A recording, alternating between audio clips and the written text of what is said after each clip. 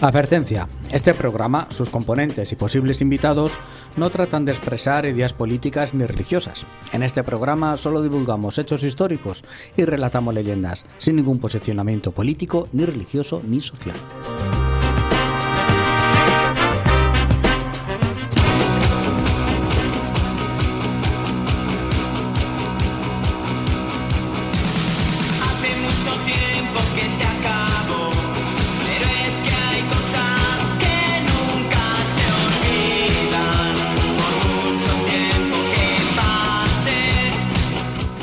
¿Qué tal va la semana?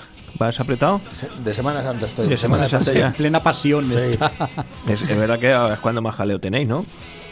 Una de las que más jaleo tenemos, Sí, porque tienen que hacer los calzoncillos de los músicos. Claro. Y Están todo ahora- eso. Y viaje para allá, viaje Tiene para acá, que medir, estamos liados. ¿De cofradías hacéis algo de nazarenos y cosas de esas? ¿O Si es- nos lo piden, sí. Pero bueno, digo que si es una cosa común... Van más las bandas. No, son más para bandas. Ujú. Muy bien. Es que te veo así muy relajado, muy... O sea, ¿Relajado? eso es Si que... te me hacen los ojos así, ¿no me ves los ojos que me hacen tic? Sí, pero no te veo la actitud corporal es de una persona que está Destrozada. tranquila.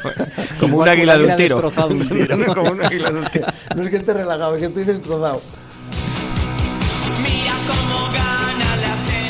Bueno, pues así me dejaré decir que estamos en No Me Cuentes Historias, el programa de historia de Onda Plana Santa Cruz, 107.4 de la FM. Pero escucha... Respira. Respira. Es que ya me lo sé de carrerilla. Si llevo programas que no te molesto. Ah, sí, verdad. Por eso echaba yo en falta algo. Y era esto, precisamente, ¿verdad? Que no me Claro, interrumpes. ya no te interrumpo. Ah, vale, pues lo voy a decir. Bueno, pues 107.4 de la FM, Onda Plana Santa Cruz. No Me Cuentes Historias, que es un programa muy bonito en el que hablamos de historias y de otras Muchas cosas. cosas, Y de muchas muchas cosas. ¿Y te quieres ir a Noruega, dices? Me quiero ir a Noruega si tengo Si tienes fuerzas. pasta, lo permite. si cobras en algún sitio. Sí. Básicamente. ¿O es que vas a medir alguna banda por ahí de vikingos? No. Si quieres, antes de irte, te voy a recomendar una cosa que te va a gustar seguramente. En la ¿Salmón? el sábado que viene, a la misma hora que estamos haciendo este programa, en la Casa de Cultura hay una actuación de mis amiguetes los canarios, el grupo acorde de Santa Cruz de la Zarza, Ah. que mola, de verdad, que suena muy bien. Lo que pasa es que no sé, ahora entradas, pues las entradas salen ya mismo, no sé si mañana o pasado, y van a estar volando. Vuelan. Sí, sí. Así que la semana que viene nos tenemos que apañar para hacer el programa de otra manera o poner un frito o lo que sea, pero... ¿Presentas tú? Sí, claro, por eso te estoy diciendo. Por eso te estoy diciendo. Pues nada, para Que eso yo soy el que menos hace allí. Pues yo digo, aquí están estos y cuento dos mentiras como siempre y la gente me escucha y mientras tanto ellos cambian, afinan esas cosas pero Ya está, después cantan. está Muy bien. curiosete. Pues Bueno, ponemos un programica de estos invitados que sí, tanto sí. saben. Oye, qué bueno y el que de la nos gusta semana traer. pasada, que con Martín Ángel. Qué lagrimita, el corazón encogido. Y qué buen rato. Qué Qué risa. recuerdos. Cuando despidió a los testigos de Jehová. Qué bueno, qué bueno. Qué grande. Programa número 200. 46. Este programa no te... No hay rima así a la vista, ni asonante, ni te corrijo, tal. ni te rectifico, Nada. ni nada de eso. No. El título dice: No suena mal, un capítulo sin nombre, la historia de los bares y un templo en la capital. Un templo, para que veas. ¿Qué decías tú? Que, es lo, que se llama sin nombre. Que ya lo sé que se llama sin nombre. Es que te he puesto sin nombre. Ya al lo he visto, principio. ya lo he escuchado. Pero ¿nos vas a decir algo de qué va? ¿O es que sin nombre y también sin contenido? Ahora hablaré. Chinlú. Esto, ¿tú te acuerdas lo que hablábamos la semana pasada de la procesión del silencio? Tal cual. Esto va a ser lo mismo. Esto va a ser lo mismo. 10 minutos callado haciendo... Así es sin nombre, ¿no? Luego lo vais a entender. Ah, bueno, luego lo entenderemos. Vale. Tíralos y eso. Muy bien. Queso. ¿Qué has tirado por ahí? El queso. Ah, el queso. ¿Ya no quieres más? Pues no lo tires, hombre. Están, Si yo no como queso ahora. los pobrecicos animalicos están aquí deseando comer algo. Mira, hoy no hemos abierto ni el resol ni siquiera. Seguimos con la cerveza. Así que fíjate cómo estamos. Otro poquito de queso que hay que coger ahora. Vale, pues yo os traigo un tema serio. Se llama así, porque así me ha salido de donde yo lo preparo. Historia curiosa y llena de anécdotas de tabernas, mesones y bares de España. Ese es el de título. España. De España, bueno. Y vamos a concretar. Se puede alargar a Europa, tal, esas cosas, No, pero vamos. yo creía que lo ibas a hablar del pueblo. Mundo mundial. No, del pueblo. Del pueblo, no, del pueblo. Ya hicimos un programa del pueblo, de la radio del pueblo, pero la semana pasada y aquí tengo menos información. Vale. También lo podríamos hacer. No, bares de España. Vale. La historia de la La historia del restauración. bar. La historia tasca. de la restauración, desde los cartagineses o los romanos hasta nuestros días. Muy bien. Ah, esa Muy es. bien. Bien pensado. Y usted, el templo de la capital, ya nos adelantó. Exactamente, el templo de Devoz. Iremos un viaje por Egipto y terminaremos en Madrid. Escucha, como no sé de lo que va a hablar no le puedo hacer la canción. ¿Quieres que te haga la canción del templo de Venga, Debo luego? vale. Mientras que lo vas hablando, Qué le remedio. pongo aquí que a ver qué nos sale. A ver qué sale. Que nos cuenta la canción del templo de Debo. No me da. Aquí vamos a hacer unos... Mira, ¿sabes que hay una anécdota? Nosotros en el cole tenemos ahora un programa que hago con los de primero y segundo de primaria, Sí. que se llama ¿Sabes más que un gorrino con gafas? Es un concurso muy chulo que, por cierto, está presentado en los podcasts, al concurso nacional de podcast de Radio Nacional de España. Hemos presentado 2 programillas, 2 podcasts muy cortitos, sin ninguna ambición, simplemente por Sí, decir sí, que por colaboramos estar. con Radio Nacional. Y le hice una canción. Y la canción es tan pegadiza que hay días enteros que la llevo en la cabeza, ¿sabes? Más que un gorrino con gafas. Y no me la puedo quitar de la cabeza, la jodida canción Qué bueno. del gorrino con gafas. Bueno, pues así estamos. Pues el templo de Devot, ¿no? Y su Venga, historia y esas mismamente. cosas. Y esas cosas. Y le hacemos su cancioncilla. Venga. Pues hoy, en La Perla Negra, Sin nombre. sin nombre.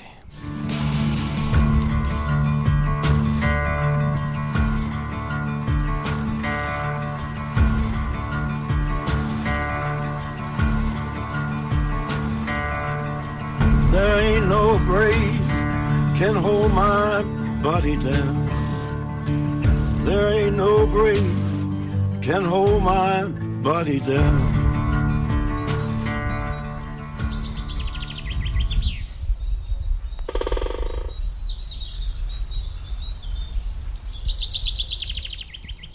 Es el 4 de septiembre de 1990. Todavía hace calor. No es el agobio de esos escasos días de atrás, pero el verano aún no se ha ido.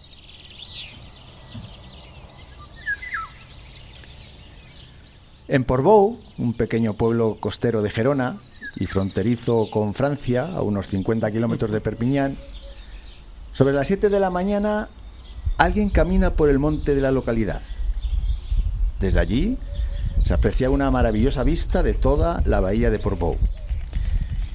Y ese alguien, pues camina disfrutando de las vistas que le ofrece la mañana, la naturaleza, el olor a pino que cubre ese monte.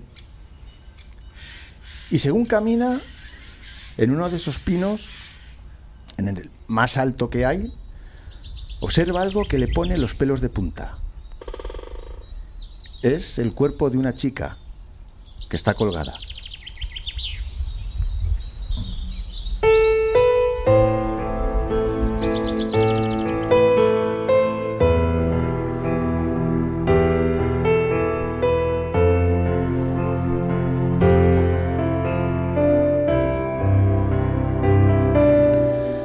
Y la chica está colgada mirando hacia el pino. Los brazos le caen de forma natural y la cara mira hacia arriba. Los pies los tiene desnudos. No hay signos en ellos de que hubiera andado descalza, ni tampoco hay signos en su cuerpo de violencia.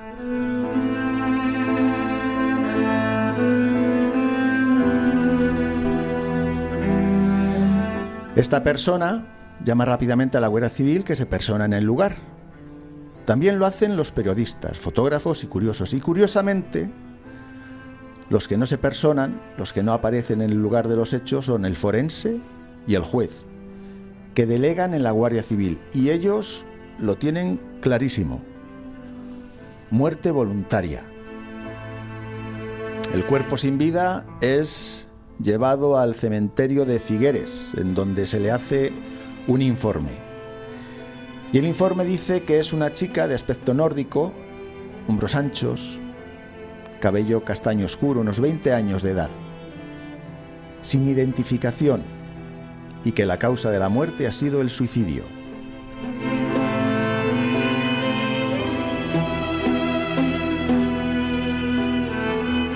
Todos esos datos, junto con fotografías, son mandadas a la Interpol para ver si hay alguien en el mundo que está buscando una persona con esas características. Y mientras se esperan noticias, pues se piensa en embalsamar el cuerpo para que no se deteriore y cuando, bueno, pues alguien lo reclame, le llegue dicho cuerpo en perfectas condiciones.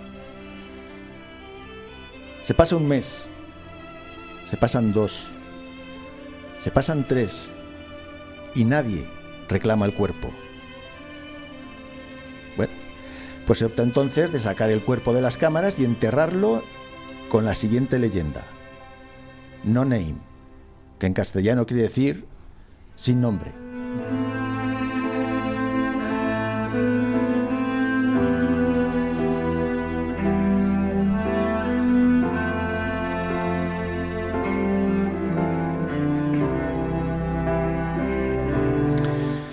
Y pasan los años, concretamente 11. En el año 2001 aún nadie había reclamado el cuerpo de la joven. Aparecen nuevas técnicas como la del ADN, en donde, bueno, pues una familia, según si algún miembro desaparece, pues la familia, al denunciar la desaparición, aporta el ADN, que quedará en un fichero y así pues se puede comprobar con el ADN de la persona desaparecida, que sea encontrada, o con algún resto. Bueno, pues se quiere hacer esa técnica de ADN con esta joven sin nombre. Y el juez autoriza la exhumación. Se llega al cementerio de Figueres y se dan cuenta entonces que el cuerpo no está. El propio cementerio, por iniciativa propia, lo sacó del nicho y lo había depositado en una fosa común. Esto no se puede hacer. Se trataba en este caso, de un cuerpo judicial. Pero bueno, se hizo. Así que se perdió el cuerpo de la joven y la oportunidad de saber quién era.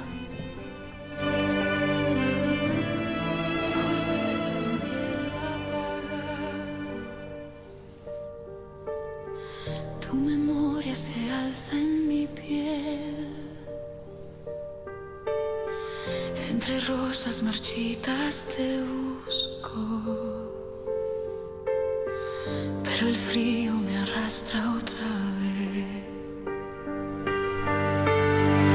El sepulcro pronuncia. En la televisión catalana, el 3 de febrero de 2020, se lanza un programa de televisión llamado Crims, presentado por el periodista Carles Porta, que trata sobre crímenes reales.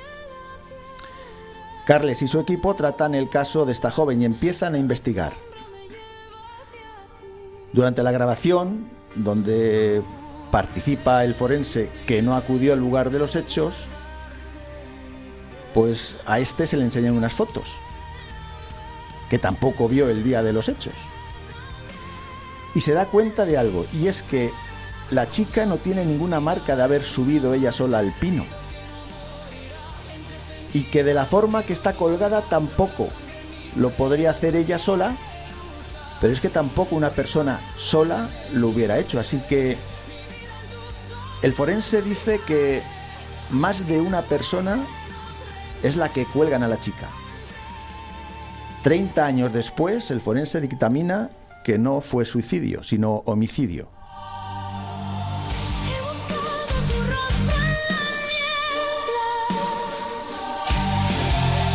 He soñado que vuelves a mí. Pero Carles no se queda solo en eso y gracias a sus contactos y colaboradores consigue descubrir, tras 32 años, el nombre de la chica de Portbou. Se llamaba Evi Rauter. Evi había nacido en 1971 en Cermes, Italia, y era estudiante.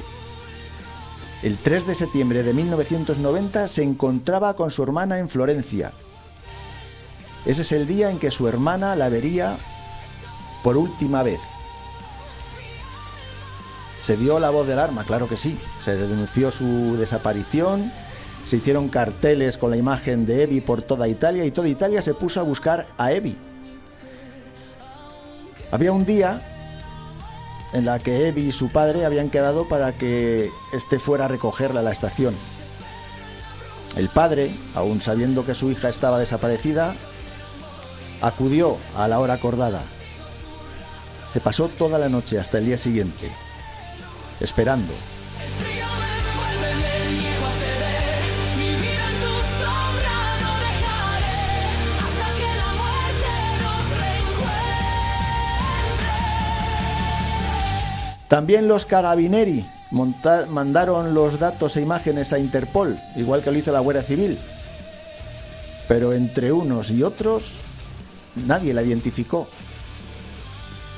A los 33 años de su muerte, en 2023, la resolución de la causa de la muerte ya no es suicidio, sino que cambió a la de asesinato. Esta ha sido la historia de nuestra perla negra, la historia de una de tantas personas desaparecidas, la historia de una de tantas personas sin nombre que aparecen muertas en extrañas circunstancias después de una desaparición. Esta ha sido la historia de una joven de 19 años que desapareció en Florencia y 23 horas después de haber estado con su hermana en dicha ciudad, apareció muerta colgada de un pino a 900 kilómetros de allí, en España, en Portbou. Esta ha sido la historia de una sin nombre que 32 años después, y gracias a un periodista, lo recuperó. Se llamaba Evi Rauter. La sangre en mis venas aún quiere luchar. El frío me envuelve, me niego a ceder. Mi vida en tu sombra no dejaré hasta que la muerte nos reencuentre. Te espero en la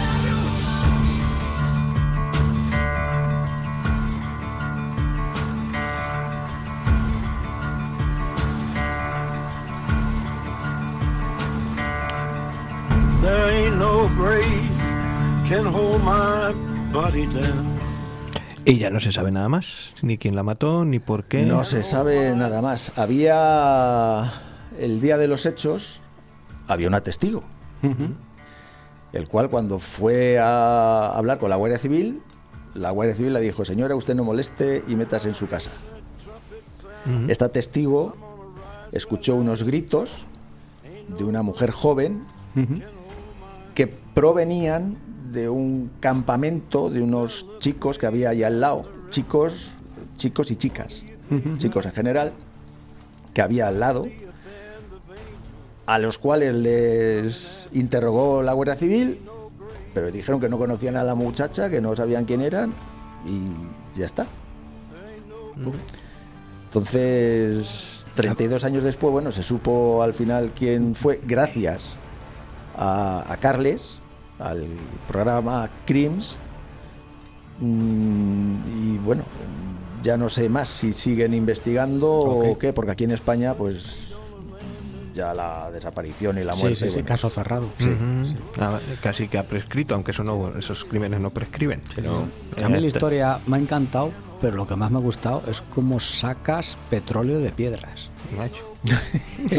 Sí, coño, porque de una historia con tan poquita información, que muchas veces lo que nos pasa es que tenemos tal cantidad de información que es difícil de sintetizar, como de tan poca información a sacar un pedazo de historia, tío. Ahí en YouTube ahora sigo a Triumph Arts, y este hace crónica negra, y saqué, cuando me contó la historia, Triumph Arts, me impactó. Pero vamos, hay un montón de personas que no te imaginas, personas que matan porque se aburren, como el asesino de la Baraja, que era de Puerto Llano, que fue a probar a ver qué se sentía al matar a un hombre. ¿Y le gustó el tema? Y se estaba aburrido en su casa y dijo: voy a matar. Y empezó a matar sin ningún sentido. Es que es el crimen más difícil de investigar. De investigar. Es que no hay relación ninguna con la víctima. Entonces, claro, Es la policía. aleatoria. Claro, ¿por dónde encuentras? Este le apresaron porque en Puerto Llano se chispó con un amigo y digo: ahora Voy a cargarme el primero que vea. Ahora me voy a entregar. Y fue a la policía y le dijo: que soy el que se ha que cargado soy el estos. y digo: vete a dormir al muslo. Y empezó a alargar cosas, detalles que solamente la policía sabía y dijo, estoy aquí. Pero bueno, si tenéis oportunidad, escuchad Triune Arts, y ha sacado un libro recientemente, ahora mismo no me acuerdo ¿Título? cómo se llama el título, pero es muy interesante. Pues habrá que Muy chulo, seguirlo. muy chulo. No sé si llevarlo esto a No me cuentes biografías. Esta muchacha tiene poca biografía. Claro, poca biografía tiene. ¿Esto cómo se llamaría? ¿Necrografía o la historia después de muerto o ya de un cadáver? ¿no? Sí, Algo así. exactamente. Bueno, pues nada, y muy interesante. Y Me alegro. Me ha gustado. muy bien contado. ¿Habéis entendido lo de sin nombre? Sí, Sí, ahora ya sí. sí. Que era no Name. No name. No, No name, sí. No Que name. nos tienes en ascuas, muchachos. Claro, ya, que sí, que ya... Que sin vivir, que ya- sin ya vivir. dice, lo hace aposta, lo hace aposta, lo hace aposta, lo hace aposta. No Lo puede veo ser. claro. Bueno, pues, ¿qué queréis que os cuente? ¿Os cuento la historia de los bares? Venga. Venga.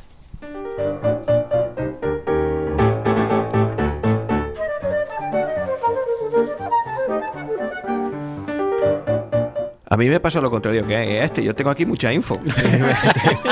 Tengo que ir resumiendo así, porque Sí. si no, tengo que hacer una breve Dos introducción. programas, primero del bar, luego de la taberna, luego... Sí, porque no solamente me quedaba en contar un poquito la historia, vamos a ver, no es una historia profunda, es una historia de anécdotas, una historia que queremos hacer divertida, no vamos a profundizar mucho, pero sí que he cogido bares históricos, he cogido anécdotas que se cuentan en diversos sitios, y entonces pues vamos a ver, porque en España los bares existían pues con el hombre. Antes incluso que De así... que llegaran los romanos. Sí, antes de que llegaran los romanos, los iberos y los celtas ya comerciaban con vino, con cerveza, de aquella cerveza, que sería Cruzcampo o algo así. Perdona los de Cruzcampo. Y con alimentos preparados ya. Entonces existía algo parecido, pero los que inventan el bar en España son los romanos. Cuando los romanos llegan a Hispania, entonces traen muchas cosas, las carreteras, las leyes, los teatros, y también traen los primeros bares organizados. Uno de ellos, de los tipos de bares, se llama, a ver si os suena, taberna. Hombre, no caigo. La taberna como tal es una palabra latina que significa choza o tienda pequeña, es decir, un sitio reducido en espacio, Y no muy grande. tabernáculo. También un sitio de no muchas dimensiones donde hay gente, fundamentalmente. Bueno, pues esa primera choza o pequeña tienda con el tiempo pasa a designar el sitio donde se vende vino y donde se vende un tipo de comida sencilla. No vamos a decir todavía los pinchos, pero casi. Estas tabernas romanas, las tabernae, que estaría bien dicho en latín, se alineaban o bien cerca del foro o bien en las calles más comerciales. Ahí estaban las tabernae, que tenían algo que reconoceréis seguramente: una barra de piedra muy larga donde la gente se ponía de pie con el codo apoyado. Y estaba el tío con la rodilla en el hombro. El de la, Ahí. de la rodilla, no diga rodilla, di paño, porque Rodilla, la rodilla se piensa que es un Paño, Ahora, pañai. rodilla está en el diccionario como trapo de cocina para limpiar, Ajá. que es el único animal que tiene la rodilla en el hombro, es el camarero, ¿no? Coincidimos en eso. Y bueno, pues había una barra de piedra, agujeros circulares para tener tinajas y sitios donde se colocaban y comida, como digo, caliente. No existían las tapas, como os digo, existía pequeñas comidas, aceitunas, queso, el garum famoso de los romanos, que es una especie de caldo de pescado, una salsa de pescado. Todo eso se daba en los bares. También existían otras cosas que eran los thermopolia, que era algo así como los primeros restaurantes de comida rápida, el primer McDonald's. Ya lo tenían los romanos. Y ahí se servían platos calientes para consumir luego en tu casa o en la calle. Es el o concepto... sea, un takeaway de esos. Sí, algo así llévatelo. parecido. Joder. Pero fíjate, los que lo utilizaban más que nada eran los que no tenían cocina en su casa, que eran los más pobres. Ahora los ricos son los que no ponen cocina en su casa porque no van a cocinar ellos, a no ser que tengan sirvienta, y piden la comida por el Globo, por el Uber Eats o por lo que sea. Aquí eran los gente menos pudiente la que iba a comer a esos sitios, casi como, no te voy a decir un comedor social porque había que pagar, pero casi. pero era de donde sacaban las cosas de comer. Y hay muchos arqueólogos que han excavado en ciudades romanas, en Mérida Augusta, y han visto que hay tabernas que tienen la misma estructura como si la hubieran abierto antes de ayer. O sea que Está todo tenemos inventado. el modelo pillado desde tiempos de los romanos. Eso sí, hay una anécdota curiosa que aparece en los textos romanos, y es que se dice que los taberneros eran poco fiables. Esto tengo que hablarlo yo con mi cuñado serrano, que tenía taberna.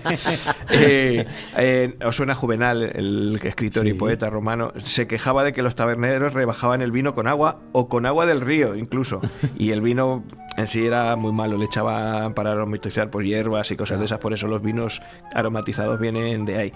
Y bueno, pues el primer garrafón de la historia pues probablemente nació en una taberna romana, porque les engañaban echándole agua.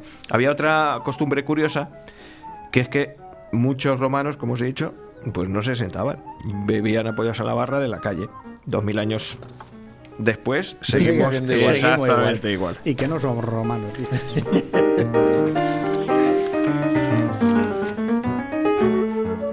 Bueno, pues damos un saltito desde los romanos y nos vamos a la Alta Edad Media. En la Edad Media lo que hay son mesones. El mesón medieval, donde seguramente podrían robarte mientras dormías.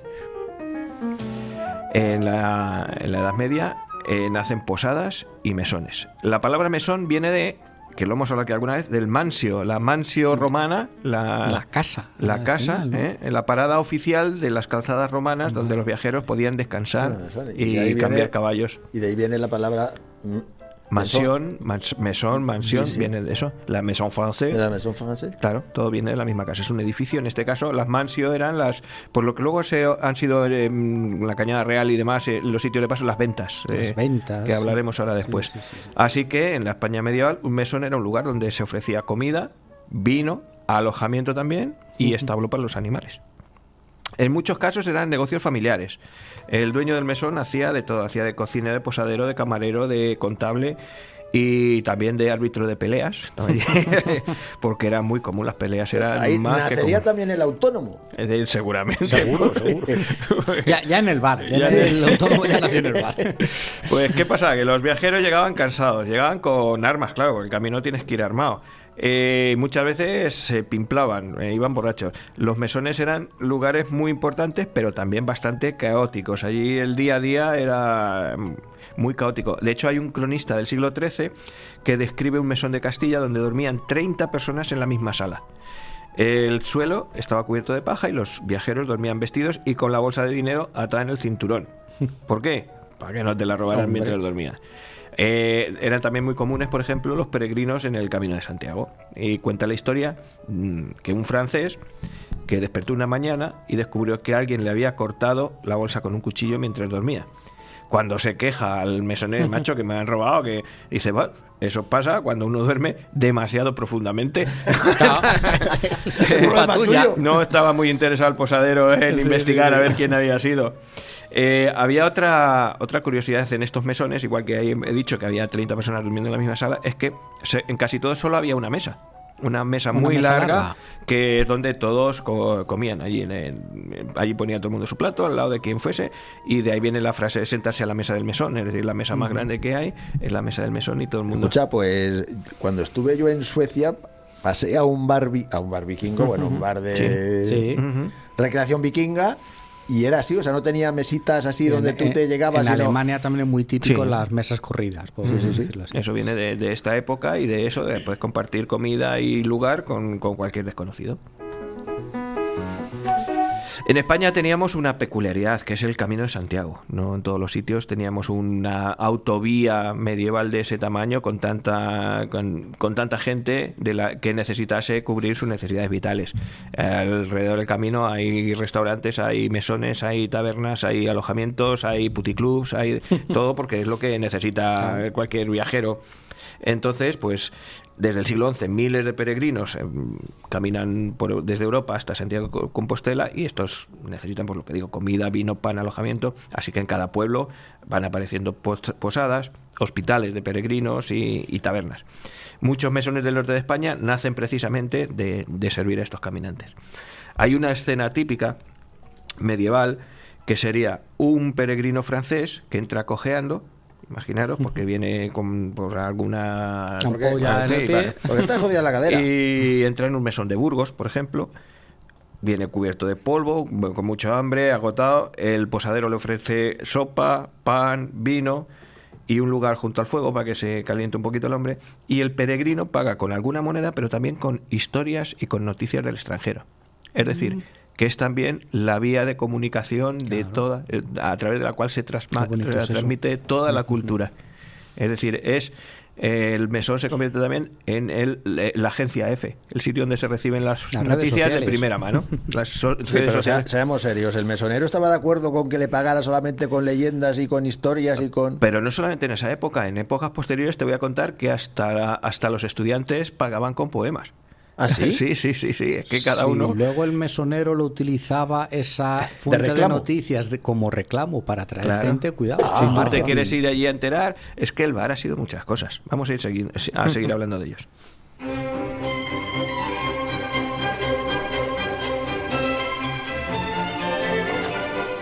Las tabernas medievales, como digo, eran el centro de información. Allí se enteraban de guerras, de plagas, de coronaciones, lo que le pasaba al rey. Eso, nos venimos a nuestro siglo de oro y son lo que hoy son las gasolineras. Entonces, las ventas.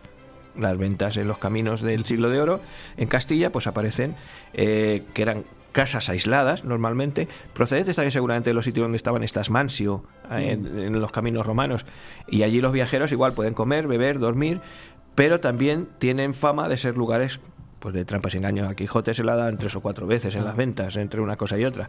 Pero la venta y el mesón es lo mismo. Ahora te voy a explicar la diferencia, tú tranquilo. Cervantes, por ejemplo, sabía de lo que hablaba porque él mismo había viajado mucho por España como recaudador de impuestos y sabía lo que pasaba en las ventas. Así que al Quijote lo sitúa en varias de ellas y le pasan de todo. Ahí hay personajes sospechosos por todos lados, no hay uno bueno. Una historia muy repetida en las crónicas del siglo XVII cuenta que en algunas ventas los colchones estaban llenos de pulgas a propósito. ¿Para qué? Porque si el cliente no puede dormir, lo que hace es beber. Y el beber cuesta dinero y así ganas más dinero. Negocio redondo. Te cuento la diferencia entre una taberna, una venta y un mesón, porque en el lenguaje español antiguo hay diferencias curiosas. En la taberna es un local urbano. Principalmente sirven bebida, comida muy sencilla y es un ambiente popular. La gente que está en el pueblo, en la ciudad, gente de no muy alto standing. Pero bueno, la clase obrera, la clase... Vale. El mesón es más grande, puede estar también localizado en ciudades o pueblos.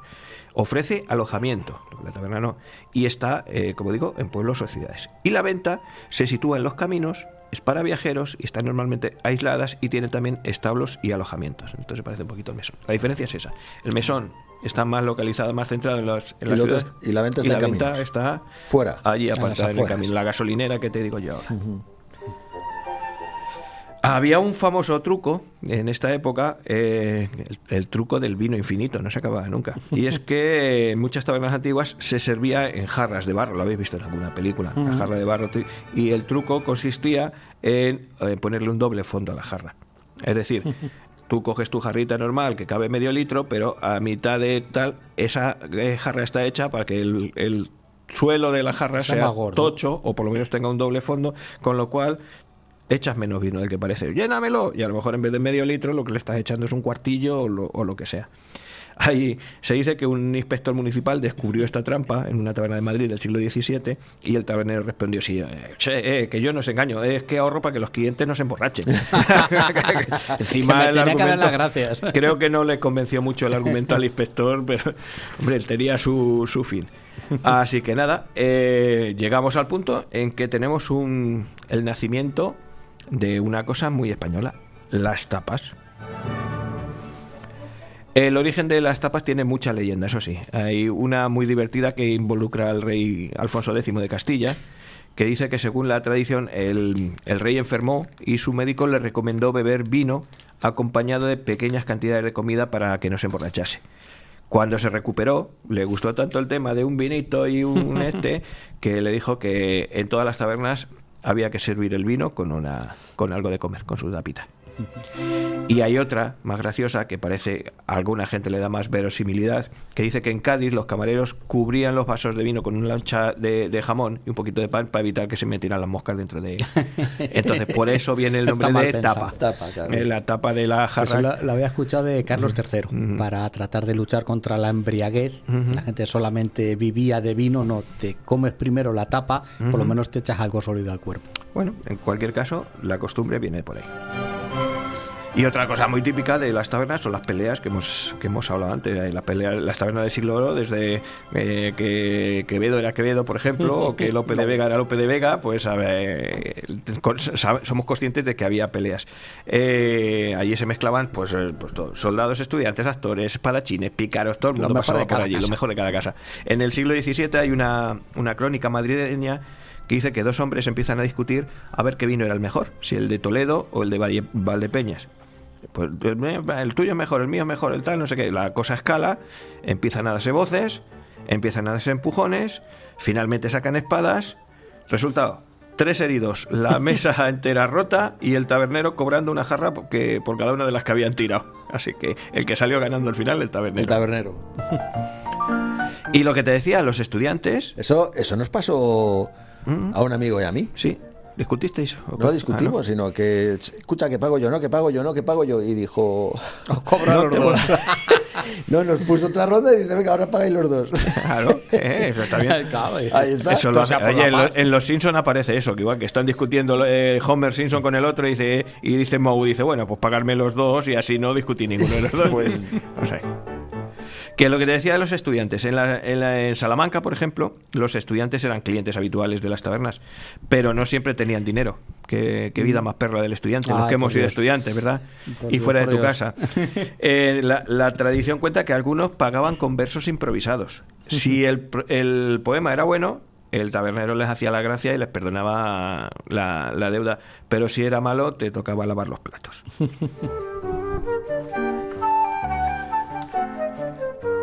Y ya en el siglo XVIII tenemos los cafés. Aparece este nuevo tipo de establecimiento porque aparece el café también. Es una bebida que llega desde Turquía, desde el Imperio Otomano, viene a Europa y se vuelve muy popular, sobre todo entre los intelectuales y los comerciantes. En España se empiezan a abrir cafés literarios, que son lugares más o menos tranquilos, no muy menos ruidosos que las tabernas, más elegantes. Y bueno, pues allí se va a leer el periódico, a discutir de política, a escribir, a jugar al ajedrez, a hablar de literatura. Y en ciudades como Madrid pues surgen cafés muy famosos que reúnen a escritores y a pensadores. Café Gijón, por ejemplo. Los cafés introducen también una nueva idea, el establecimiento como espacio cultural. Y también como sitio donde conspirar contra el gobierno. Durante el siglo XIX muchos movimientos políticos españoles comenzaron en los cafés de Madrid. Algunos periódicos se escribían literalmente en una mesa de café. Los camareros escuchaban todo. Por eso en algunos cafés tenían fama de ser centros de espionaje político. Y hay un bar que sobrevivió en Madrid a 3 guerras. A la guerra de la independencia, a las guerras carlistas y a la guerra civil. Durante la guerra civil, los clientes, mientras caían las bombas en la ciudad, el dueño decía, si el bar cierra, la guerra ha ganado. Mientras tanto, aquí estamos. ¿Y qué bar es ese? No tengo aquí el nombre apuntado, pero lo podemos buscar. Habrá que investigar. Habrá que investigarlo, claro. Luego voy a dar más nombres de bares. Oye, por cierto, ¿sabéis el origen del chato de vino? ¿Por qué se llama chato de vino? La verdad. Bueno, pues os lo voy a contar. El famoso chato de vino tiene una historia curiosa. El chato es un vaso pequeño y ancho. O sea que el vino que se sirve en ese vaso es un chato. Esto es así porque ese vaso es más difícil de volcar durante una pelea. Si tú pones un vaso o una copa, en cuanto la mueven un poquito, se cae. Pum. El chato Aguanta mejor. aguanta más y no se derrama tanto vino. Es una situación Está práctica. estudiado, Pues si está te tienes que estudiado. pegar de palos, mejor pídete un chato. Y bueno, pues también tenemos otra modalidad de bares, son las cantinas. Todos los que hemos pasado por la mili, no como otros, hemos pasado, y no quiero señalar, hemos pasado por la cantina. La cantina es un bar en un contexto laboral, en cuarteles, en estaciones de tren, en fábricas, en universidades. Los bares que hay ahí se llaman cantinas. Que por otro lado, tanto las cantinas como este tipo de bares son también oficinas de empleo. Es decir, en muchos sitios se va a buscar, a contratar y a pedir trabajo al bar. Lo típico, entra alguien al bar hace unos años, necesito 3 hombres para vendimiar mañana. Pues 3 que estaban allí se apuntan. O al revés, alguien entra, oye, ¿no sabéis por aquí de alguien que esté ofreciendo trabajo?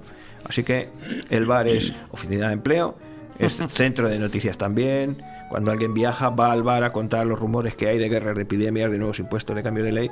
Es la red social del pueblo que decíamos antes.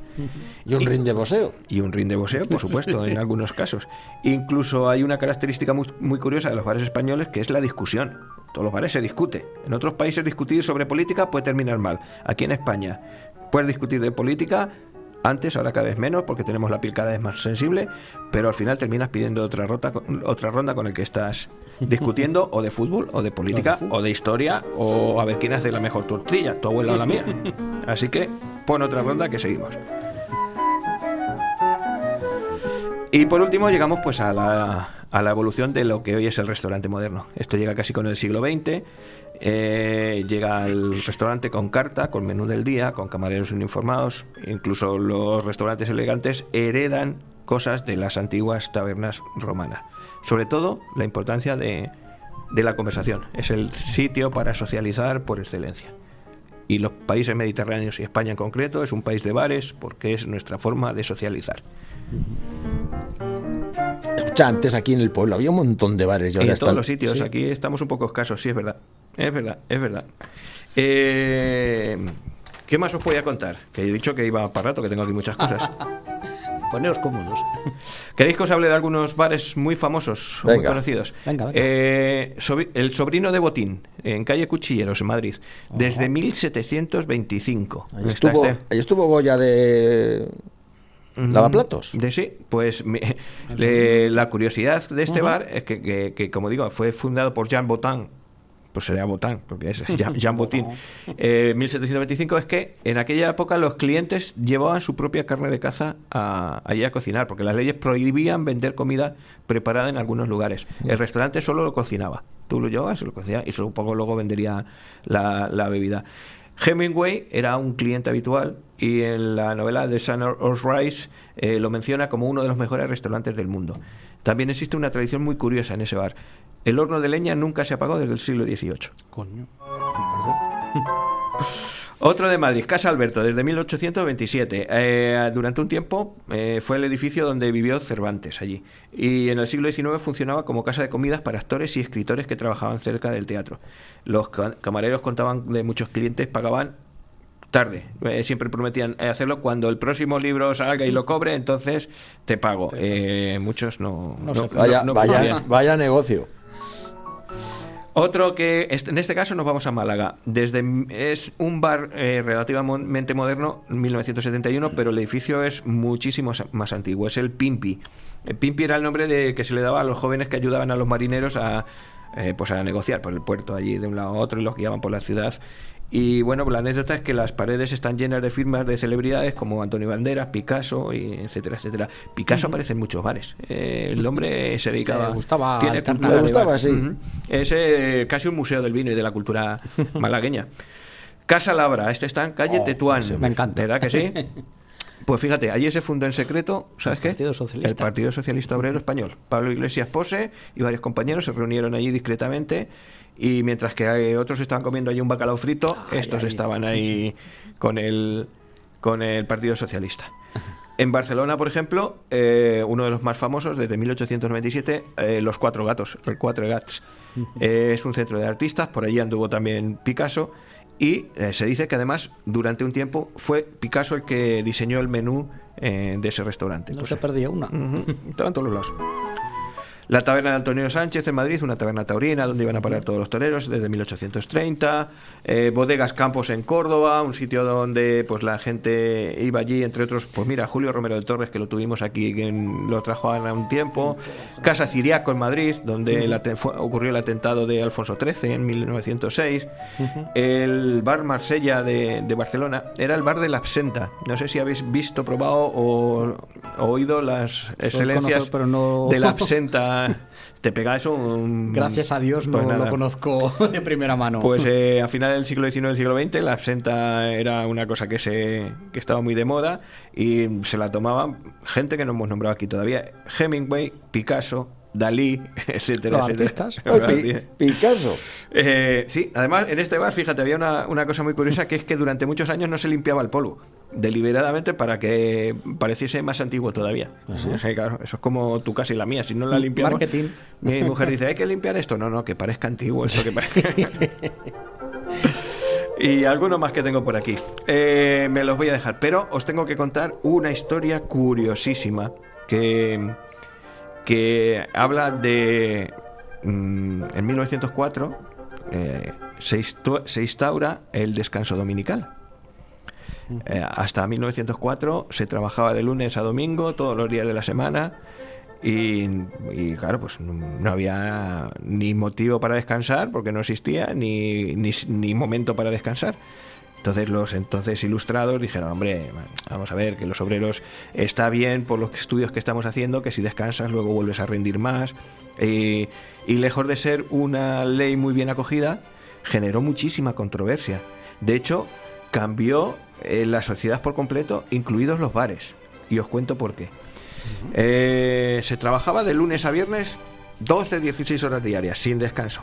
No había problema. En este contexto, pues los establecimientos de comida existían, había tabernas, había mesones, pero los que iban, pues normalmente eran los burgueses, la gente que tenía tiempo libre, los viajeros, los funcionarios. No sé por qué dicen que un funcionario tiene tiempo libre. Artistas, estudiantes, son los que... Pero no obreros. Los obreros no iban a los bares, no tenían tiempo ni dinero para el ocio dominical. Así que, bueno, pues los establecimientos de comida, pues como tales, no existían. Antonio Maura llega y dice, hay que hacer una ley de descanso dominical. Así que en 1904 la ley prohíbe trabajar los domingos en casi todos los sectores y establece un día semanal de descanso. Por supuesto, los empleadores pues ponen el grito en el cielo, porque va a ser esto, ya no vamos a poder rendir como antes, tal. Pero es que los trabajadores también se quejaban, porque a ver qué vamos a hacer nosotros el domingo. A ver, porque realmente... Si no puedo trabajar, no puedo ir al bar. Había casi ninguna excepción. No se podía... Las tiendas estaban cerradas. Los espectáculos, el teatro y demás, solo podían ir los que tenían dinero para eso. Claro. Parece ser que irte con la mujer y los hijos a dar un paseo, pues tampoco era muy buen plan para mucha gente. Y ya está, a misa. Los que se frotaban las manos de verdad eran los curas, que decían, ahora todo el mundo los domingos va a venir a misa. Pues ni con eso. Ni a los toros. Los toros también se prohibieron en un principio, hasta que una vez el rey llegó a Valencia y le montaron la de Dios en Cristo, porque querían hacerle una corrida de homenaje, pero como era domingo, entonces ya el rey reculó, dijo, bueno, venga, corrida los domingos, sí. Entonces, ¿qué pasó? Que los únicos que podían abrir los domingos eran los bares con comida. Los bares con comida sí, para que los burgueses pudieran seguir. Todas las tabernas que solo servían vino, de buenas a primeras, empezaron también a tener comida y empezaron a tener tapas. Lo que era la cantina, la taberna antigua de vino, tal, empezó a convertirse en un pequeño restaurante. Anda. Y la bronca no terminó ahí, porque entonces empezaron a quejarse las mujeres de que los hombres antes llegaban a su casa con el sueldo completo y ahora los domingos se lo gastaban en el bar y casi no llegaban a fin de mes, la semana. Y no llegaban a fin de mes ni a fin de semana porque se lo habían gastado.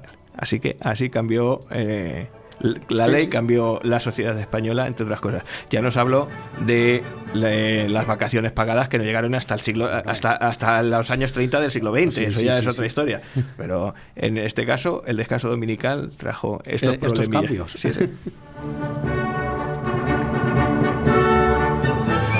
Bueno, ¿os ha gustado? ¿Os ha gustado? Me ha encantado. Estabais mirando el resultado del Madrid. Sí, estaba viendo aquí. Y pues estas son las historietas de los barecillos. Hay muchas más, la verdad es que me he ido haciendo aquí un resumen porque, como os digo, hay mucha tela que cortar y muchas anécdotas de bares. Pues, muy curioso, hombre. Pues está muy bien. Así que nada.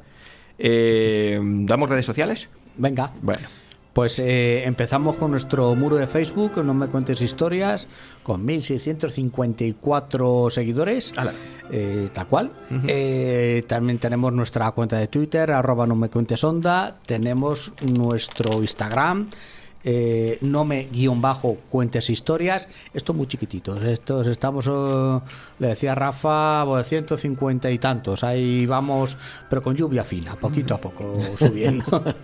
Que tenemos también Spotify, que eso no entraba a verlos, cuántos seguidores tenemos, pero por compañeros del trabajo, en mi trabajo se escucha más Spotify, fíjate, que iVoox, que es la otra plataforma. También tenemos YouTube, que he visto 800 y pico seguidores, y como os decía, iVoox, que es donde tenemos 2 canales, que es la plataforma de descarga de audios en español por antonomasia, y tenemos el canal No me cuentes historias, donde emitimos el programa grande con 1100 seguidores más o menos, y No me cuentes biografías, que es el programa que emitimos de forma quincenal, porque hay que irle alimentando con biografías, y claro, en programas como este pues no hay biografías al uso, entonces nos hemos echado encima del programa grande. Vamos, te lo digo por aquí, Celestino Mutis ya lo pusimos, Las mujeres de Biensberg va a ser la siguiente.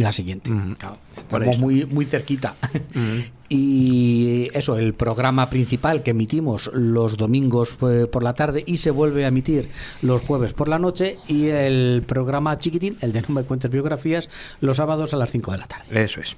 Y aún así nos queda nuestro WhatsApp, 679-984636, que estamos deseando de que nos digáis por ahí también cosillas y nos hagáis feedback, que dicen los ingleses. Que dicen los ingleses, exactamente, que nos cuente cosillas, claro, igual que nos nos pedisteis, oye, la historia de la radio, que nos pareció muy buena. ¿Te ha dicho algo Juli ya o qué? Todavía no he tenido tiempo de hablar con él. Supongo que sí lo ha oído, porque es de los primeros que escuchan nuestro programa. Es de los primeros y es de los más fieles y madrugadores a la hora de escuchar los programas. Ya nos pondrá por ahí. Tampoco me he revisado yo iVoox a ver si nos ha puesto, que se suele poner también algún comentario por ahí en alguno de estos sitios. Sí, que nos gusta mucho que pongáis comentarios, que deis al me gusta, porque en los algoritmos que tiene Google y las inteligencias artificiales, estas cosas, te posiciona más arriba, no por nada, sino simplemente porque llegamos a más gente, puro y simplemente. Nosotros el direct no nos sube el sueldo, entonces seguimos cobrando lo mismo del año pasado, el doble, concretamente. Sí. Desde hace 8 años estamos con el sueldo estancado. A nosotros no nos da para venir al pueblo, tengo que venir en bicicleta y tú ¿Es eléctrica? Y tú en Noruega. Tú me verás. Aquí, como dicen ahora los jóvenes, sí se ven. Bueno, vamos con ese templo egipcio. Exactamente. Mientras que tú vas contando eso, voy haciéndote la canción. Voy aquí. Vale. Lo que tú me vayas contando, yo se lo meto aquí a la IA y a ver qué me dice luego. A ver qué. Vamos a ello. Me va a hacer una cosa decente. Espera, te pongo lindo en el estéreo.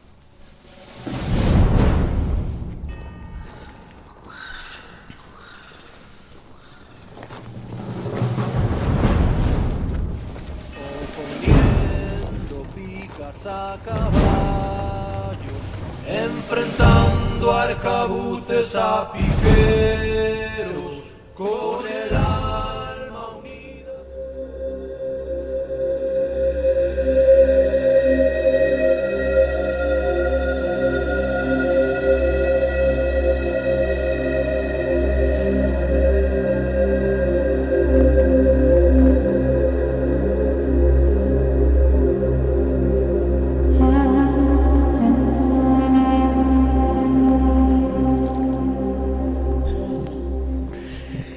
Cuando el sol comienza a ponerse en Madrid, hay un lugar único donde contemplar el atardecer. Ese lugar es el Templo de Devot.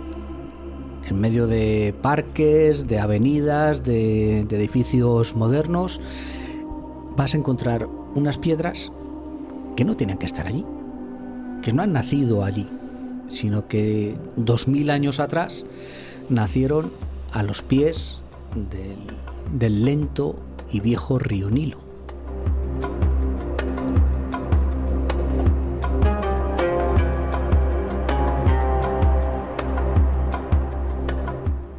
Ese templo se encuentra hoy en el corazón de España, en Madrid, pues por estas casualidades de la vida, por una gran, si no la mayor, operación y más bonita, solidaria, de cooperación internacional, relacionado por lo menos con el mundo de la arqueología, que fue la operación que lanzó la UNESCO para salvar de la inundación los principales templos de Egipto.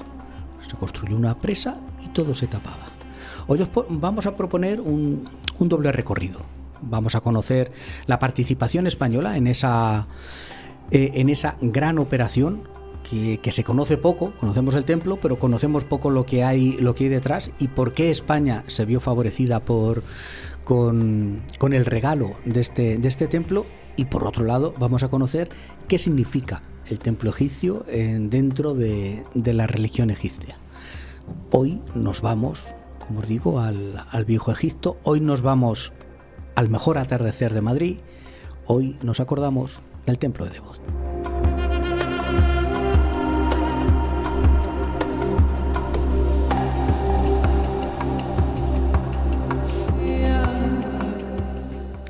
Y nos vamos, pues, hace 2000 años, un poquito más, al siglo II antes de Cristo, a la región de Nubia. Y dice, demonios, ¿y dónde está eso? Pues está, te coges el mapa del Egipto actual. En nuestros programas siempre tiene que haber un mapa al lado, al que lo escuche. Debajo del Egipto actual está ahora mismo Sudán, y el norte de Sudán, entre Egipto y el Sudán, es una región que se llamaba Nubia. Y ahí había una serie de reinos. Uno de ellos se llamaba Meroe.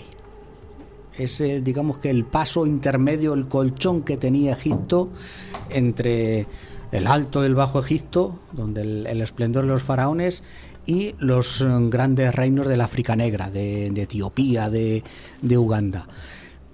Un rey, el rey Adijalamani.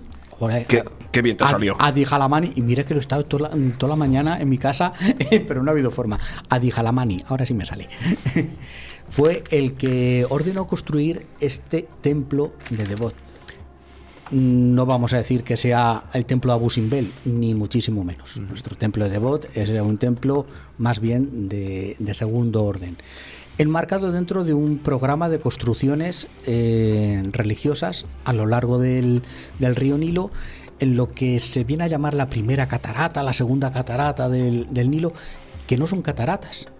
Nunca han sido cataratas. Catarata es una palabra griega que viene a significar el agua que corre a mucha velocidad. Entonces, para nosotros no confundirnos, es más rápidos. Zonas donde a lo mejor se estrecha el río y el agua corre un poquito más rápido. No son las cataratas del Niágara que tenemos en mente, ni muchísimo menos. Pues, como os decía, en esta región se construye este templo que dices, anda, no era egipcio.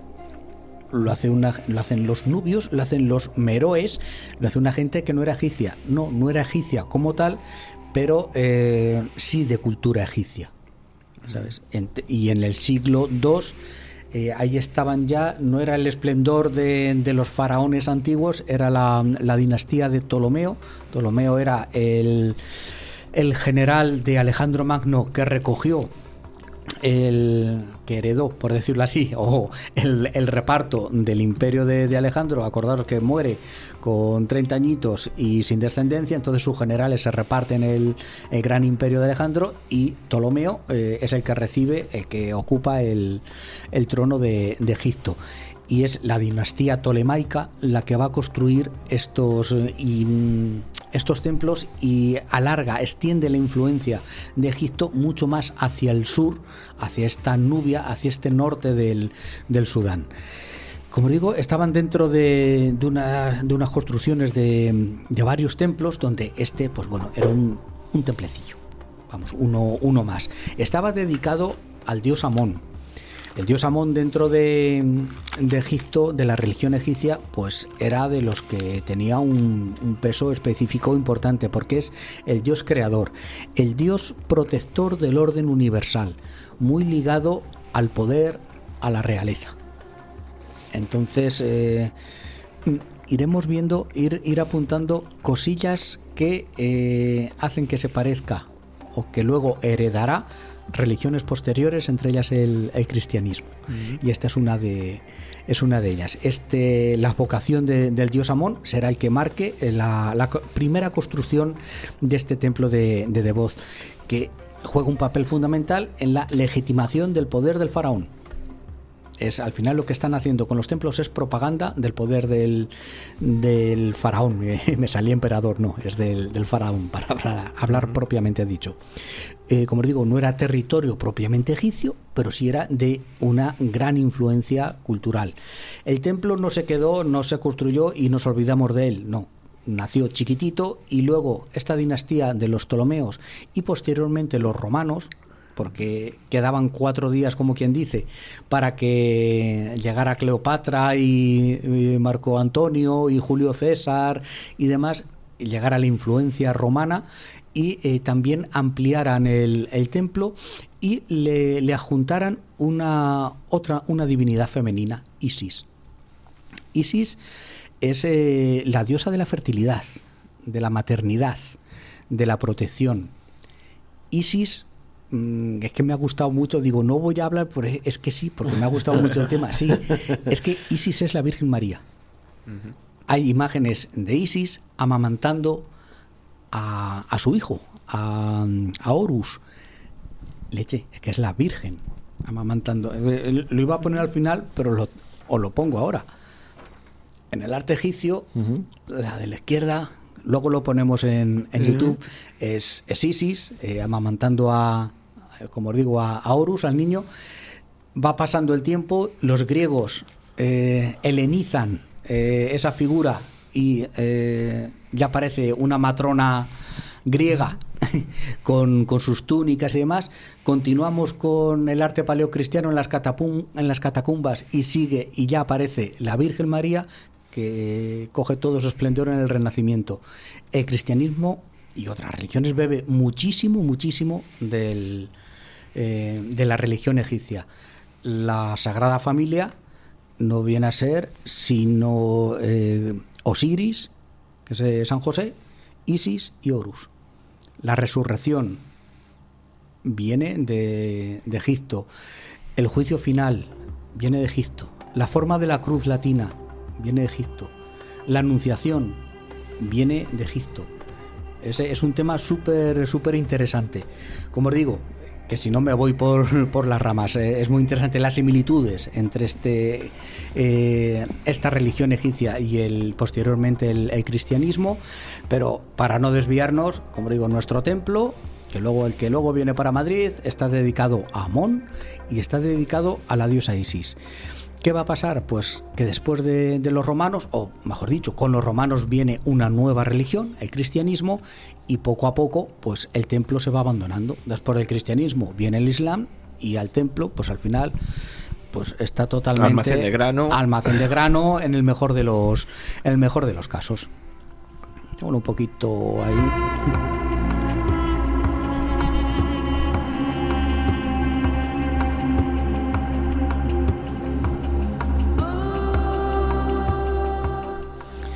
Vamos a conocer un poquito qué era el templo, qué suponía el templo egipcio. El templo es la residencia del dios, la residencia terrenal del dios egipcio, en este caso de Amón o de Isis, cuando le añadieron la capilla, que es que la llaman capilla, al lado. Su función principal es mantener el equilibrio, el orden universal. Es lo que al final no deja de ser el orden terrenal. Une el poder de los dioses, el reino de los cielos, con el reino terrenal. Y los templos, como residencia de los dioses, se encargan de asegurar esa armonía. Se mantiene mediante una serie de rituales. Aquí sí hay diferencias con lo que posteriormente sería el cristianismo con el islam. Son rituales solamente para iniciados, para los sacerdotes. También hay una casta sacerdotal, como habría luego con los griegos, los romanos, el cristianismo, pero digamos que los fieles no tenían un acceso, por lo menos masivo, a los templos. En la estructura normal de los templos es una entrada, en este caso en el templo de Devoz, en su emplazamiento original, como estaba al pie del Nilo, tenía un pequeño embarcadero, tenía una calzada. Los romanos hicieron una calzada que sería la vía procesional de entrada al templo, por donde entraba, donde hacía las procesiones. Tenía un muro perimetral y tenía una serie de puertas que simbolizaban esos puntos intermedios entre el mundo terrenal y el mundo de lo sagrado. Y la gente no entraba propiamente al templo. Al templo entraban los sacerdotes, y no todos los sacerdotes. Según pasabas, porque nuestro templo de Devot no tiene todas las partes del templo egipcio típico, porque era más chiquitito. Como mucho se podía llegar hasta la zona del patio, llamémoslo así, pero ya en las habitaciones interiores el suelo se va elevando, el techo va bajando, se van cerrando las ventanas. ¿Para qué? Para dar oscuridad, para dar profundidad y meditación, y solamente los sacerdotes más elegidos son los que pueden entrar a la capilla donde está el Dios. Entonces, toda esta armonía universal que se mantiene a base de, como digo, a base de ritos, a base de, bueno, unos ritos pues de purificación, de apertura del templo al amanecer, de ofrendas de alimentos, de procesiones ceremoniales, igual que lo hacemos nosotros, el mundo cristiano. Pero no están concebidos como un acto público, sino que solamente la casta sacerdotal es la que se encarga y la que está habilitada para hacer este tipo de rituales. La estructura de la arquitectura se va dirigiendo hacia espacios cada vez más restringidos. No pensemos en los templos griegos. Estos templos egipcios son de otra manera. Ahí hay que coger eso, el documental de turno del National Geographic. No pensemos en pirámides o en el templo de Abu Simbel, del que luego hablaremos un poquito, sino el templo normal, como la construcción iba. Es que es curiosísimo cómo van subiendo un escalón y bajando una cuarta a la altura, y cómo se va haciendo más pequeño y más cerrado, de acceso más restringido y más oscuro, hasta llegar al final, donde solamente entran los elegidos. Todo esto es... ¿Pero qué pasan? ¿Agachas? No, hombre, no llega al extremo de hacerse chiquitín, pero de estar al aire libre. Empieza con unos pórticos más altos, y eso va bajando y se va elevando, ¿sabes? Tú ves 3 escaloncitos, baja entonces se va haciendo más restringido. La siguiente cámara, ahí ya no entran todos los sacerdotes, no, tú eres nuevo, tú eres de los novicios, tú te quedas en el patio. Aquí ya solamente entramos los otros, y a la capilla donde está el Dios ya solamente entran los más elegidos, ¿sabes? Pero para que envuelva ese ambiente ritual, ¿sabes? De respeto, de veneración, pues se apuesta por la oscuridad en este caso. Todo esto así durante 2000 años. 2000 años en el que el Nilo, pues como sabemos, Egipto vive del Nilo, de las crecidas del Nilo. El poder del faraón se basa mucho en el conocimiento de cuándo vienen las crecidas del Nilo. Creo que lo hemos hablado alguna otra vez. La estrella más brillante del firmamento es la estrella Sirio, que ahora en verano, que cuando, a ver, en invierno se ve, pero claro, hace frío como para irte en medio del campo a ver a las 12 de la noche las estrellitas. En verano a las 5 de la mañana se puede ver la estrella Sirio.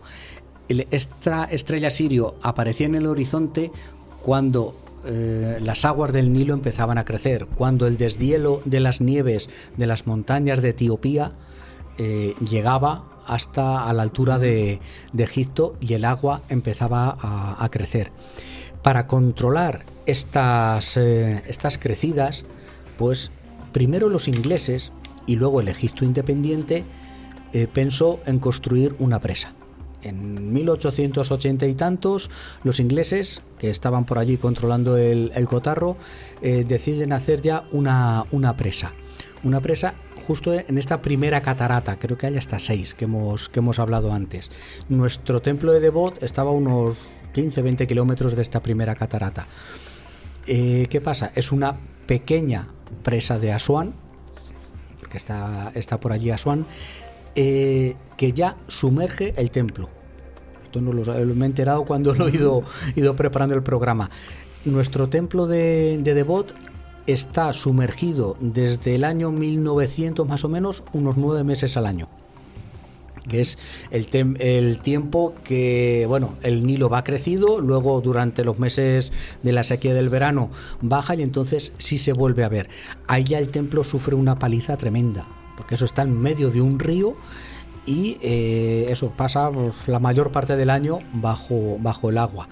En este sube-baja, en 1917, por ahí, en 1920, ya hay equipos de arqueólogos ingleses que le intentan pues bueno, restaurar en la medida de lo posible. Pero claro, si es que se vuelve a inundar después, entonces esto está condenado.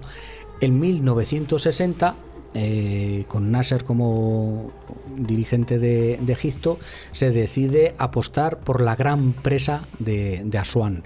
Es una presa que permitirá controlar las crecidas, permitirá tener electricidad, permitirá eso, la independencia energética, económica, labrar mejor los campos, estructurarlo mejor, organizarse mejor. Esa es el porqué de construir una grandísima presa que, claro, iba a inundar todo el sur de Egipto, toda la ribera del Nilo y el norte de Sudán, y se iba a llevar por delante o iba a tapar muchísimos templos. El templo el más conocido de todos es el templo de Abu Simbel, que son los 4 imágenes gigantes de los faraones. Eso es enorme, eso. Pues no lo vemos en su sitio original, sino que hubo que moverlo. ¿Por qué? Porque la presa se tapaba. El primero, o de los primeros templos que iban a tapar, era el templo de Devot, por estar tan cerquita de la presa. Realmente tuvieron 3 meses para llegar, catalogar, claro, los 3 meses de la bajada del río. Pues vamos a aprovechar porque el momento que suba otra vez hacen la presa grande, nos olvidamos de ello. Vamos a llegar, a catalogar, a mover piedra una detrás de otra y poniéndole códigos para decir esto luego va aquí, para deshacer el rompecabezas. Estuvo, sobre todo fueron personas de allí, albañiles de egipcios de allí, y un grupo polaco de arqueólogos polacos, los que se encargaron de la catalogación y de sacar todo lo que pudieron, que luego llegó a España como llegó. Hicieron una vía a pie del Nilo, un barco llevó todas las piedras del templo de Devot, de lo que pudieron encontrar, y lo llevaron a una isla que estaba al lado, la Elefantina, bueno, una de las islas de Alejandría. Y ahí estuvo 7-8 años, en dique seco, nunca mejor dicho. Nuestro templo y varios más. Hasta cuatro templos siguieron el mismo camino, porque hubo como digo, la UNESCO, que es la organización de la ONU de tema de educación, de cultura, pues se le pusieron los pelos como escarpias y dijo, aquí hay que intervenir porque sí, este hombre con todo su derecho pues quiere modernizar el país, pero claro, es que se va a cargar toda la cultura o gran parte de la cultura del Nilo, del Egipto antiguo. Entonces hizo un llamamiento internacional y respondieron una serie de países que pusieron dinero encima de la mesa, pusieron arqueólogos, pusieron ingenieros, arquitectos y tal, para desmontar todas o lo más importante. Se trabaja en 2 líneas, en el desmonte y traslado a altitudes superiores de los templos, y por otro lado arqueólogos a estudiar todo lo que se pudiera de yacimientos que hasta ahora apenas se estaban investigando, todo lo que se pudiera antes de que lo taparan las aguas. España ahí tuvo un papel fundamental. La España de los años 60 se metió de patas, también era una muy buena plataforma de propaganda, de marketing, exactamente. Los ingleses irían los primericos. Pues estaban, pero fue España, Estados Unidos, Italia y Holanda a los que Egipto les dio en agradecimiento un templo a cada país. No se lo dio Inglaterra. había sido los ingleses ya lo habrían cogido. Sí, ya se habrían llevado todo lo que quisieran. Claro, ya esos tienen ahí ya medio si esto listo, no les ya. hace falta. Y los franceses Los igual. franceses otro tanto, exactamente. Así que estos que son más nuevos en el tema, España, como os digo, se volcó, se creó un comité para Nubia, donde se estuvo muchos años trabajando, no solamente el año 60, por eso no hubo españoles trabajando en el templo de Devot, fueron polacos, fueron el grupo de arqueólogos polacos los que estuvieron allí. España estuvo sobre todo en Abu Simbel, había dos grupos, uno en Sudán y otro en Egipto, sacando necrópolis, sacando yacimientos romanos, yacimientos cristianos. Es que, claro, es que Egipto es muy, muy, muy rico. Escarbas un poquito y encuentras algo. Y toda esta parte, pues, claro, había que salvar todo lo que se pudiera. Como os digo, la participación española, que tampoco tenía mucha experiencia en el tema de la egiptología, yo creo que nace a partir de ahí porque a mí he leído dirigidas las misiones arqueológicas por Martín Almagro. Coño, si es que yo tenía en la carrera los manuales del Egipto antiguo de Martín Almagro, pues era este hombre el que dirigió a los arqueólogos españoles. España entregó $270.000 de la época en 4 anualidades, porque claro, eso hay que pagarlo. Eso no sale solo. Era una pasta, ¿sabes? Y eso con varios grupos de trabajo, y se estuvo hasta el año 1965 en estas labores de desenterrar y sacar y llevarnos los templos a sitios más elevados. Pero si buscas por allí el Abu Simbel, pues eso estaba mucho más cerca del río y hubo que llevarle más para arriba porque se lo llevaban. Luego, ¿qué quedaba? Pues el traslado del templo a Madrid. Una operación pues muy complicada. Porque venga, pues ya después de 7 años ya hemos decidido en 1968, si no recuerdo mal, venga, o para el 70, este templo va para España. Y llegan a Madrid y llegan los operarios a Madrid y bueno, primero vamos a buscarle un sitio y se elige pues una zona lo que en Madrid es el Parque del Oeste, lo que se conoce desde siempre como la colina del Príncipe Pío, que era un príncipe italiano de la época de Felipe V, donde estuvo el antiguo cuartel de la montaña que se demolió al final de la Guerra Civil. Entonces quedaba un hueco allí muy grande, sabes que ahora se han hecho parques pero que realmente estaba desmontado. En las imágenes que he ido poniendo ahí en la carpeta luego para YouTube sale, joder, qué curioso, leche, cuando se está montando con la Plaza de España al fondo. Joder, pues decimos cosas muy curiosas de los años 60 o principios de los 70. ¿Sabes? Allí en el monte este fue donde se hicieron los fusilamientos del 2 de mayo, ¿no? Del 2-3 de mayo, exactamente, sí. Por ahí y no se pudo coger por referencia a ello. No, por lo menos en todos los artículos que he encontrado no se hace referencia. Fíjate, y más significativo es el cuartel de la montaña, y para nada, se demolió y se aplanó y se hizo encima. Y se encontraron de que en todo el material que les habían enviado no se entendía. Mucha foto, no sabían hablar mucho polaco. gráfico, pero claro, demonios, ¿y esto cómo va? Lo ¿Dónde que es está poner el 1, 1, el 2, 2, el 3? Exactamente. Sí, hubo planos, hubo mucha fotografía porque se cartografió, se estudió, pero claro, es que en 3 meses es trabajar a matacaballo directamente. No se llevaron los cimientos, no se llevó la calzada romana, no se llevó un montón de accesorios, de elementos de decoración que estaban destrozados. Ya, es que daros cuenta, llevaban ya 60 años las pinturas, pero ¿cómo van a aguantar las pinturas si llevan 60 años ya sumergidos en el agua cada 9 meses? Pues es normal que llegue hecho polvo.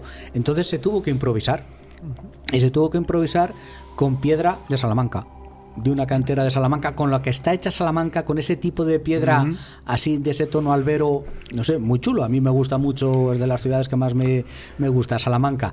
Pues esa es la piedra que se utilizó para rellenar los vacíos que quedaban en el templo de Devot, porque no vinieron todas las piedras, porque no dio tiempo a sacar realmente todas las piedras. De esto me he enterado esta mañana. Porque en los artículos Otro había que leído, prepara el trabajo el día de Pues, antes. yo 15 días preparándole, leyendo artículos, y al final dice, demonios, pero hasta que me sale por ahí un artículo del Heraldo de Salamanca, la piedra de Salamanca que llena el templo de Debod. No fastidies, claro, había que tirar más abajo en el Google. Y he dado con un TFG, un trabajo de fin de grado, de una arquitecta, donde sí, son 2 líneas, pero sí, la piedra que hacía falta se extraía de una cantera de Salamanca, con la que están hechos los edificios de Salamanca. Entonces, ahora mismo hay mucha polémica, porque se dice, a ver, que tenía que haber sido, tenía que estar bajo techo, tenía que estar a cubierto. ¿El templo? El Sí, templo. sí, porque también la piedra sufre. Claro, para evitar contaminación, para evitar, claro, el clima de Madrid no es el clima de Egipto. Hay muchos más contrastes de temperatura. Tengo ahí imágenes del templo nevado. Claro, allí no estaba nevado. En Egipto no nieva. Entonces, claro, no es el mismo clima en un sitio que en otro. Eso provoca unas tensiones en la roca que puede provocar, pues eso, muchas grietas y que se deteriore. Unos dicen, es que nos lo exigió Egipto. Lo he visto en francés y la verdad es que exigirlo como tal no. A no ser que Es más pusiera barato ponerlo al aire libre que hacerle un edificio alrededor. Exactamente, tú montas todo eso, el dineral que te puede valer. Se establece allí como centro museístico, como centro de turismo, para contárselo a la gente, y a la vez un pequeño museo, por así decirlo. Ha tenido épocas que estaba medio vandalizado y épocas que estaba un poquito mejor. Yo me quedo con la parte de son los mejores atardeceres de Madrid, con diferencia. Desde el Palacio Real y la Almudena también, pero desde el Templo de Debod son los atardeceres más bonitos, y las imágenes de los que saben hacer fotos son realmente espectaculares. La caída del sol entrando por las 2 puertas que llevan de la vía procesional hasta el templo, son porque el realmente templo se espectaculares. puso en esa orientación aposta. Claro, se puso hacia esa orientación, entiendo yo. No he encontrado alusiones del por qué. Sí, Yo creo que lo he leído en algún sitio, que sí, que es la orientación está... buscando eso, sí, porque la orientación, claro, que tenía en Egipto era, fíjate, no era directo hacia el río, sino en longitudinal hacia el río. No sé muy bien el por qué, ahí no he llegado. Responde al modelo típico de templo egipcio, pero eso, le faltan cosas, porque era un templo de los pequeñitos, ¿sabes? Entonces, eso, que tenemos una pequeña joyita que nos permite eso, llevar la imaginación hasta 2000 años atrás, que no es exactamente su sitio, no, pero bueno, esto nos lo regalaron. Claro. ¿Sabes? Como agradecimiento por habernos dejado el dinero. Es que la foto es espectacular. Es que esa foto que me alegro está que hayas enseñando encontrado ahí, mi foto. ahí Pacheco, No mía. es realmente espectacular. O sea, y lo del agua sí está... No, eso es artificial. Eso es, sí. Claro, Sí. el templo originalmente estaba al lado del Nilo, pero, Sí, no tan cerca. Pero que, o sea, que esto está hecho así de decoración. Decoración. No porque estuviera... Esa es Nilo, una foto artística que está editada. El Nilo estaba cerca, pero no tenía el laguito así. Eso, tenía una mini calzada romana hasta llegar al embarcadero del Nilo. ¿Sabes? Porque se hacían las procesiones y este tipo de... o llegaban los alimentos o lo que tocara. ¿Sabes? Y básicamente es eso. Os invito a visitarlo, y os invito a ir a una exposición de la que he abierto una carpetita con un montón de fotos que hay ahora en el Museo de San Isidro, que es el museo... Madrid tiene 2 museos de historia. El Museo de San Isidro, que llega hasta el siglo XVI, y luego el otro que se llama Museo de Historia de Madrid, que está en la calle Fuencarral. Pues este de San Isidro a mí me encanta, es muy bueno, tiene las últimas tecnologías de comunicación, de divulgación, está chulísimo, y ahora le han abierto una salita, una exposición al templo de Debod, al traslado de las piedras, a las excavaciones, con un montón de fotografías inéditas, y está súper chulo. y es gratis.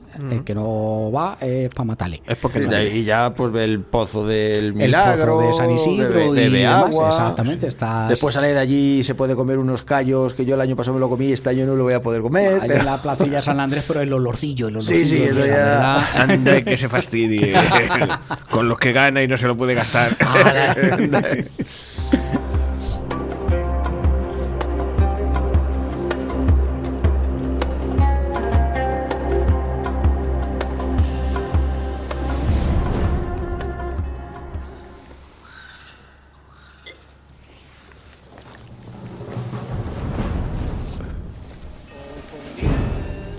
Picas a caballos, enfrentando arcabuces a piqueros, con el alma unida por el mismo clero que... ¿Eso está bueno? Está bueno. Está es A ver qué va a decir. Claro, está bueno. Vamos a ver, tiene hoy aquí kombucha Tiene de Kombucha, frutos rojos. vermelos.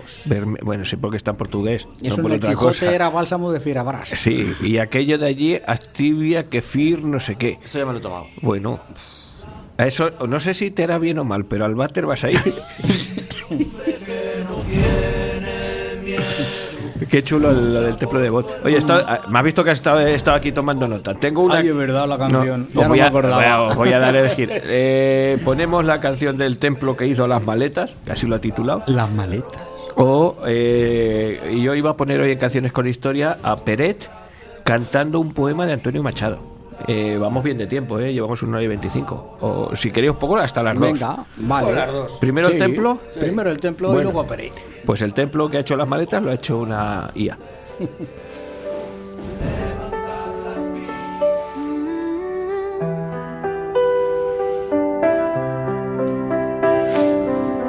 El templo que hizo las maletas, en Nubia vivía un templo tranquilo y bien colocado, con vistas al Nilo eterno y un sol siempre dorado.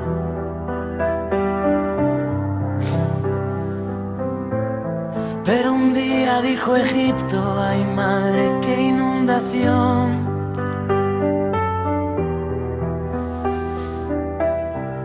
Si no lo saco de aquí, me lo cubre el chapuzón.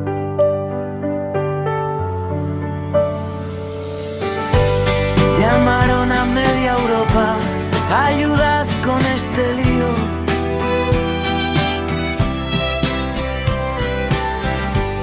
Y España muy aplicada se remangó junto al río. Tanto ayudó en Abu Simbel, con pico plano y sudor, que Egipto dijo, pues toma un templo para tu sol.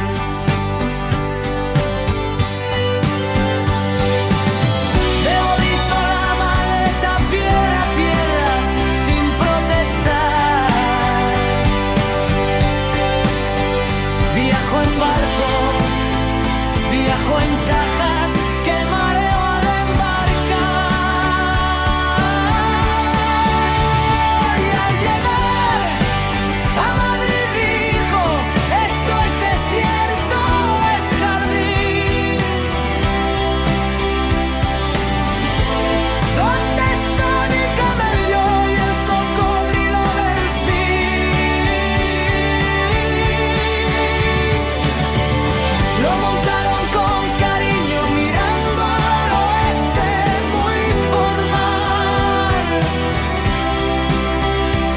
Y ahora presume en el parque de un atardecer brutal.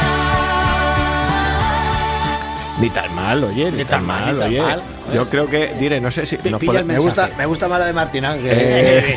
nos podemos No llegaba más a la patata. nos podemos ahorrar un sueldo, ponemos la canción y este que se vaya a su casa. Sí, oye. Lo cuenta igual, lo cuenta igual. Os paso del Word y Y ya está. estáis marchando. Bueno, pues eso. Pues no está mal para empezar, dice esto. está mal, No está mal. Os pongo a Pérez también. Venga, pues. Cantando Claro, por claro. Machado, Anoche cuando dormía. Es Un poquito de ritmo. un cruce curioso. Mira. Ujú.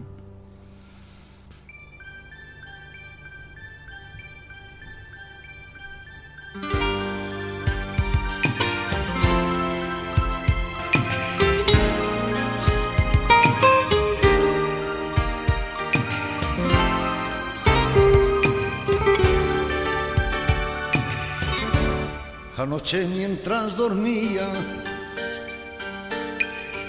soñé bendita ilusión, que una fontana fluía dentro de mi corazón.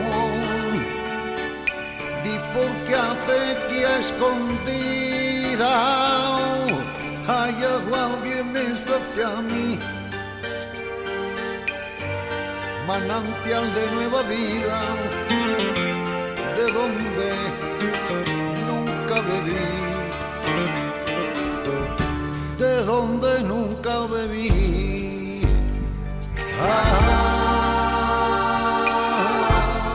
Es uno de los poemas más famosos de Antonio Machado, Anoche mientras dormía. Y bien, pues esta versión, pues mira, muy tranquilita. Sí, y nunca la había escuchado. No, es que igual he descubierto una página que se llama antologíaspoéticas.blogspot, que tiene un chorro de poemas de los más conocidos, de todos los autores más conocidos, y se ha preocupado el autor, que ahora mismo no lo sé, pero prometo que el próximo día lo traigo, de mirar a ver si había alguna canción, puede ser un vídeo de YouTube o una canción grabada, para ponerlo debajo y para oír la versión, pues eso, musical.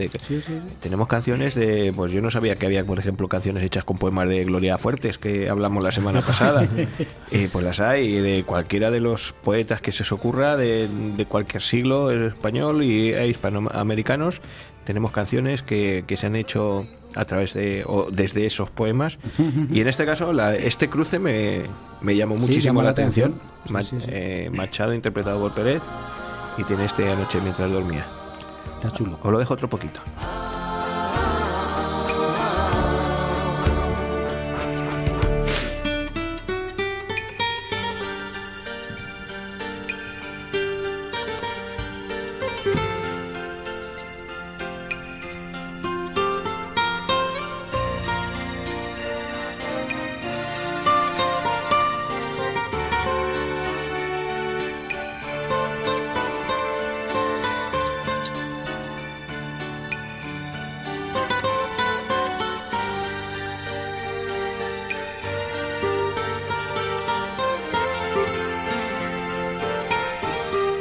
Nos ha tocado la parte instrumental, pero bueno, también vale. Anoche mientras dormía, soñé bendita ilusión, que un ardiente sol lucía dentro de mi corazón. Arreglos muy setenteros, así, sí, música disco casi. Casi. Es raro. Setenteros. Setenteros. Es que Peret es desde los 70, ¿no? Ya, bueno, pero que normalmente la escuchas por rumba Sí, catalana, y su guitarrica. esta orquesta con esas percusiones y tal suena a disco 70. Muy bien, ¿vienes la semana que viene, jefe, o no? No sé qué es la semana que viene. Está perdido. No, que es que yo no voy a venir. Ah, tú no vas a venir. Entonces nosotros Entonces tampoco. exactamente, nosotros casi que no. Ya os he dicho que no, que en este caso no tengo don de ubicuidad y me pilla a la misma hora Una vez que tú no viniste, vino Miguel Pica, ¿te acuerdas? Claro, Tú que- ahora tenemos por ahí en Valencia. ¿Dónde está el muchacho estudiando? Está en Holanda ahora. En Holanda Está en ahora. Holanda. Está en Claro, Holanda, es que en ¿no? Valencia estaba cuando estaba la carrera, pero es que llevamos Claro, 18 años, ya habrá Está en terminado la Holanda. carrera, Sí. se habrá echado novia o novio o lo que quiera Está en Holanda. Y venir para nada. Y menos para nosotros. Eso.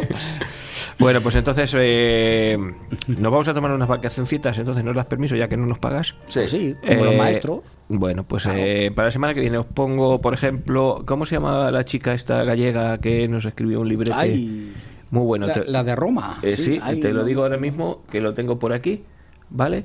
Y podemos poner ese, por ejemplo, Sandra Parente, Sandra Parente. que nos hizo una... Pues Sí, nos habló de su novela y de la mujer en el mundo Vale. romano. Y para la semana siguiente, ¿qué tal? ¿Volvemos a poner a Juan José de Austria? ¿A Alberto Bravo? Alberto Bravo. Venga, Sí. aunque lo mismo le traigo dentro de poco. Ah, pues mira, nos va a servir de ¿Sabes? de Lo entrante. mismo. Nos A sirve ver. de entrante. Tengo que Tenemos echar esos dos. La caña. En la caña, exactamente. Sí. Que bueno, este ya nos conoce, ya es más fácil. Sí. Es cuadrar fechas. Es eso. Pues entonces nuestros programas siguientes van a ser eso. Pues reponemos a Sandra Parente, estamos hablando del programa de radio por FM de los domingos y los jueves. Eso es. En el podcast hacemos un descansito, ponemos y descansamos hasta el día... Exacto. Hasta que tengamos uno nuevo, que intentaremos traeros y nada, prepara unas torrijillas para Semana Santa y nos invitas o algo. No sé, yo tampoco por comer es el torrijas. más indicado. Os tengo que bajar el invitar sueldo. por mi... No. Déjate de sueldos. Invitar. Invitar. O sea porque mi cumpleaños Esas hombre, torrijas. Ha cumplido los años y le hemos cumplió los tenido que... años y no me he acordado de decirlo ni nada. Y le hemos tenido que traer una kombucha de esas y un kefir y no sé qué. Así Yo me he estamos. venido hoy sin manzana ni nada. Cago en 10. Bueno, pues nada, que cobres todo, que descanses lo que puedas. Vamos a ver. Joaquín y yo Pues seguiremos nada, trabajando aquí, como ¿qué chinos. se le va a aquí. hacer? Es lo que tiene, siempre ha habido clases. Tú no te jubilas, ¿no? Todavía no. Cago en la Todavía leche. no. Está España, que esto se viene abajo, Quedamos cuatro currando. Don Juan, don Joaquín. Bueno, Rafa, hasta la pasarlo próxima. nos vemos. Hasta luego. Somos alma, somos materia, somos solo fruto del azar.